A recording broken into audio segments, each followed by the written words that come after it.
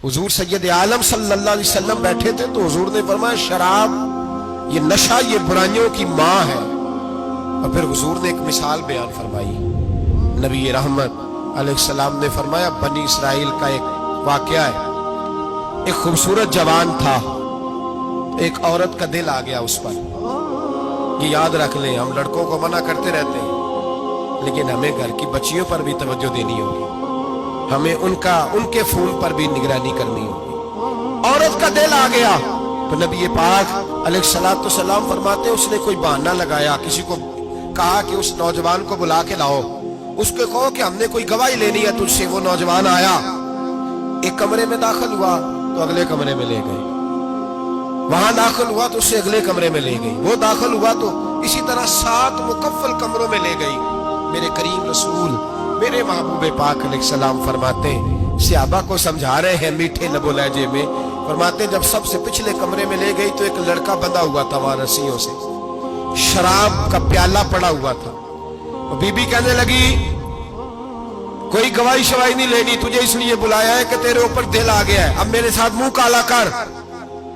तो वो जवान कहने लगा नहीं, मैंने अपने नफ्स को पाक रखा हुआ है, मेरी नजर भी पाक है, दिल भी पाक है, और उसकी बरकत यह है कि रब ने मेरी रूह को भी पाक रखा हुआ है, तो मैं ये हरकत नहीं कर सकता। पाक लोग पलीत कामों की जानिब तवज्जो नहीं करते, मैं ये हरकत नहीं कर सकता।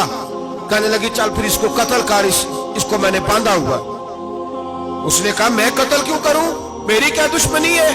कहा फिर शराब पियो, कहा मैं शराब भी नहीं पीता। तो कहने लगी अब तो मैंने तुझे अपने चुंगल में फांस लिया है, अब तू यहां से बच के जा नहीं सकता, और अगर तू बाहर जाएगा तो मैं शोर करूंगी, लोग जमा करूंगी, इसने मेरी इज्जत आबरू पे हाथ डाला है, तो तू बच तो नहीं सकता, एक काम तो करना पड़ेगा। महबूब फरमाते उस नौजवान ने सोचा कि जिना भी बहुत बड़ा जुर्म है, कत्ल भी बहुत बड़ा गुनाह है, चलो अब मजबूरी है तो शराब पी लेता हूं। लेकिन वो समझा ना कि शराब तो बुनियाद है।